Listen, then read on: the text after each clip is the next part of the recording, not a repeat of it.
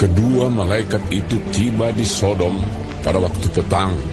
Lot sedang duduk di pintu gerbang Sodom, dan ketika melihat mereka, bangunlah ia menyongsong mereka, lalu sujud dengan mukanya sampai ke tanah, serta berkata, Tuhan, silakanlah singgah ke rumah hamba-Mu ini. Bermalamlah di sini dan basuhlah kakimu.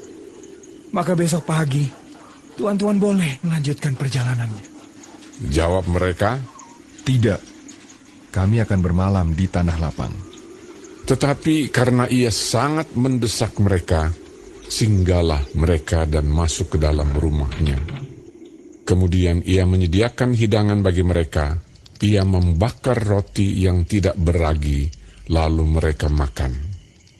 Tetapi sebelum mereka tidur, orang-orang lelaki dari kota Sodom itu, dari yang muda sampai yang tua, bahkan seluruh kota, tidak ada yang terkecuali, datang mengepung rumah itu. Mereka berseru kepada Lot, Di manakah orang-orang yang datang kepadamu malam ini? Bawalah mereka keluar kepada kami, supaya kami pakai mereka. lalu keluarlah Lot menemui mereka ke depan pintu. Tetapi pintu ditutupnya di belakangnya, dan ia berkata, Saudara-saudaraku, janganlah kiranya berbuat jahat. Kamu tahu, aku mempunyai 2 orang anak perempuan yang belum pernah dijamah laki-laki. Baiklah mereka aku bawa keluar kepadamu. Perbuatlah kepada mereka seperti yang kamu pandang baik. Hanya jangan kamu apa-apakan orang-orang ini, sebab mereka memang datang untuk berlindung di dalam rumah.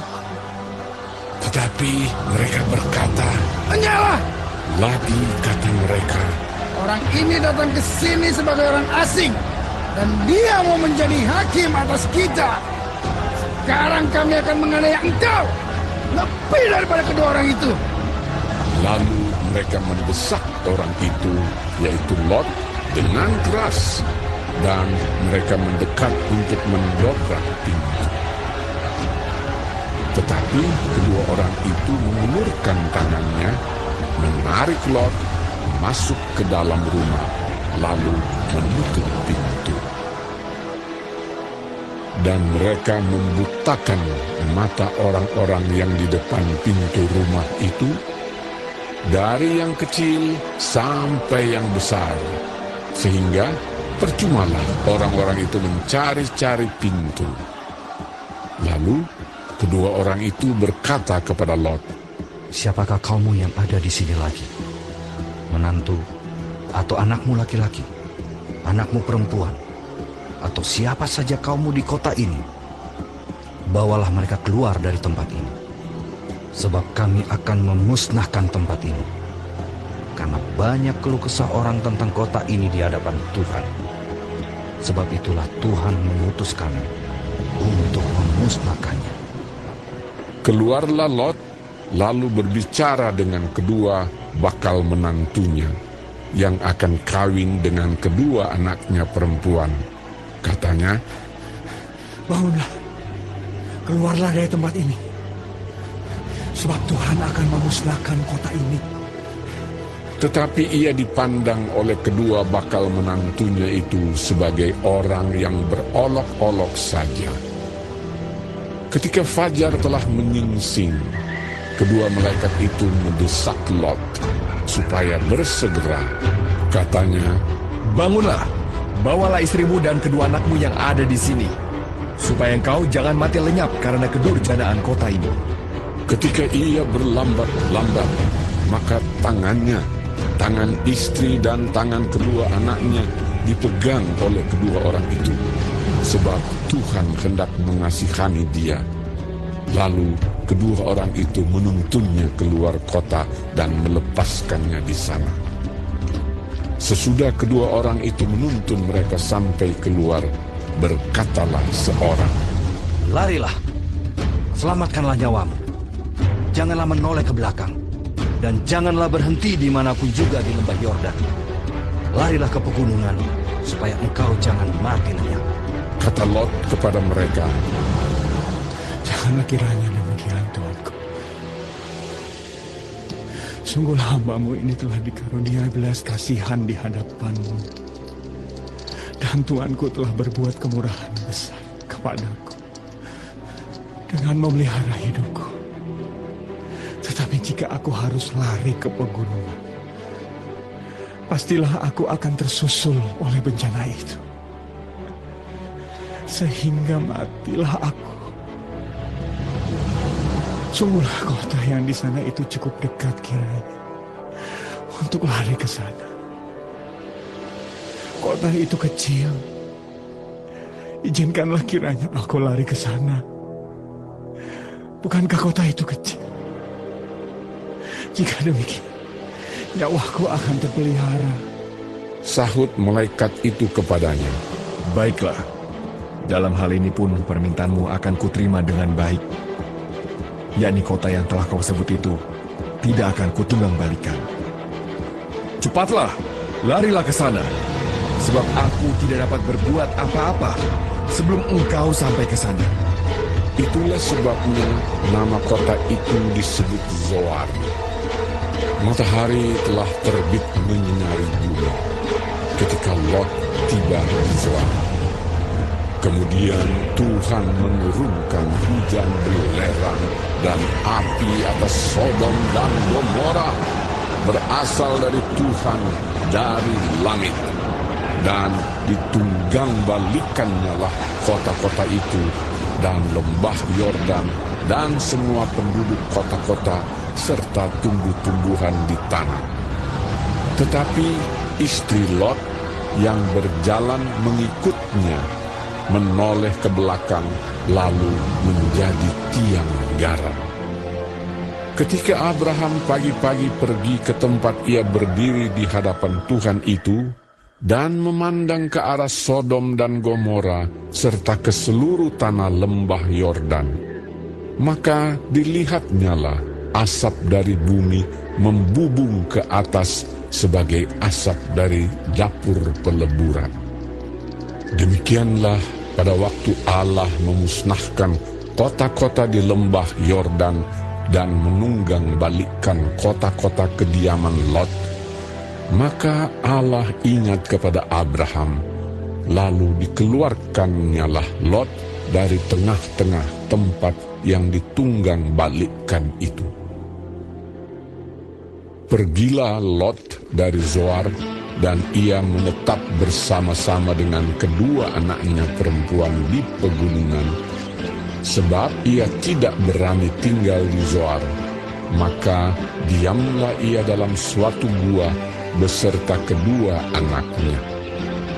Kata kakaknya kepada adiknya, Ayah kita telah tua, dan tidak ada laki-laki di negeri ini yang dapat menghampiri kita seperti kebiasaan seluruh bumi.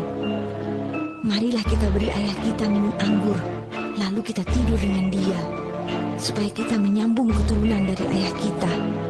pada malam itu mereka memberi ayah mereka minum anggur, lalu masuklah yang lebih tua untuk tidur dengan ayahnya. Dan ayahnya itu tidak mengetahui ketika anaknya itu tidur dan ketika ia bangun. Keesokan harinya berkatalah kakaknya kepada adiknya, Tadi malam aku telah tidur dengan ayah. Baiklah malam ini juga kita beri dia minum anggur. Masuklah engkau untuk tidur dengan dia, supaya kita menyambung keturunan dari ayah kita. demikianlah juga pada malam itu mereka memberi ayah mereka minum anggur. Lalu bangunlah yang lebih muda untuk tidur dengan ayahnya. Dan ayahnya itu tidak mengetahui ketika anaknya itu tidur dan ketika ia bangun. Lalu mengandunglah kedua anak Lot itu dari ayah mereka.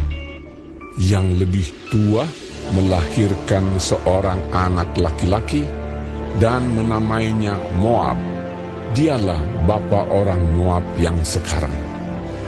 Yang lebih muda pun melahirkan seorang anak laki-laki dan menamainya Ben-Ami. Dialah bapa Bani Amon yang sekarang.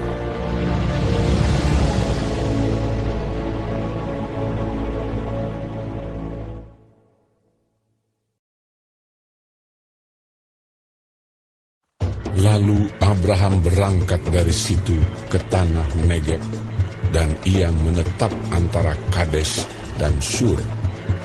Ia tinggal di Gerar sebagai orang asing. Oleh karena Abraham telah mengatakan tentang Sarah istrinya, Dia saudaraku. maka Abimelek raja Gerar menyuruh mengambil Sarah. Tetapi pada waktu malam Allah datang kepada Abimelek dalam suatu mimpi serta berfirman kepadanya, Engkau harus mati oleh karena perempuan yang telah kau ambil itu, sebab ia sudah bersuami. Adapun Abimelek belum menghampiri Sarah. Berkatalah ia, Tuhan, apakah engkau membunuh bangsa yang tak bersalah? Bukankah orang itu sendiri mengatakan kepadaku, dia saudaraku? Dan perempuan itu sendiri telah mengatakan, ia saudaraku. Jadi hal ini kulakukan dengan hati yang tulus dan dengan tangan yang suci. Lalu berfirmanlah Allah kepadanya dalam mimpi, Aku tahu juga bahwa engkau telah melakukan hal itu dengan hati yang tulus. Maka aku pun telah mencegah engkau untuk berbuat dosa terhadap aku.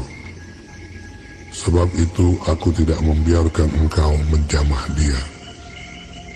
Jadi sekarang, kembalikanlah istri orang itu, sebab dia seorang nabi. Ia akan berdoa untuk engkau, maka engkau tetap hidup. Tetapi jika engkau tidak mengembalikan dia, ketahuilah, engkau pasti mati. Engkau dan semua orang yang bersama-sama dengan engkau. Keesokan harinya pagi-pagi Abimelek memanggil semua hambanya dan memberitahukan seluruh peristiwa itu kepada mereka. Lalu sangat takutlah orang-orang itu. Kemudian Abimelek memanggil Abraham dan berkata kepadanya, Perbuatan apakah yang kau lakukan ini terhadap kami? Dan kesalahan apakah yang kulakukan terhadap engkau, sehingga engkau mendatangkan dosa besar atas diriku dan kerajaanku? Engkau telah berbuat hal-hal yang tidak patut kepadaku. Lagi kata Abimelek kepada Abraham, Apakah maksudmu? Maka engkau melakukan hal ini. Lalu Abraham berkata, Aku berpikir, takut akan Allah tidak ada di tempat ini. Tentulah aku akan dibunuh karena istriku. Lagi pula ia benar-benar saudaraku. Anak ayahku hanya bukan anak ibuku, tetapi kemudian ia menjadi istriku. Ketika Allah menyuruh aku mengembara keluar dari rumah ayahku, berkatalah aku kepada istriku, tunjukkanlah kasihmu kepadaku, yakni katakanlah tentang aku di tiap-tiap tempat di mana kita tiba. Ia saudaraku. Kemudian Abimelek mengambil kambing, domba, dan lembu sapi, hamba laki-laki dan perempuan, lalu memberikan semuanya itu kepada Abraham. Sarah, istri Abraham, juga dikembalikannya kepadanya. Dan Abimelek berkata, Negeriku ini terbuka untuk engkau. Menetaplah di mana engkau suka. Lalu katanya kepada Sarah, Telah kuberikan kepada saudaramu 1000 sikal perak. Itulah bukti kesucianmu bagi semua orang yang bersama-sama dengan engkau. Maka dalam segala hal engkau dibenarkan. Lalu Abraham berdoa kepada Allah, dan Allah menyembuhkan Abimelek dan istrinya dan budak-budaknya perempuan, sehingga mereka melahirkan anak. Sebab tadinya Tuhan telah menutup kandungan setiap perempuan di istana Abimelek karena Sarah, istri Abraham itu.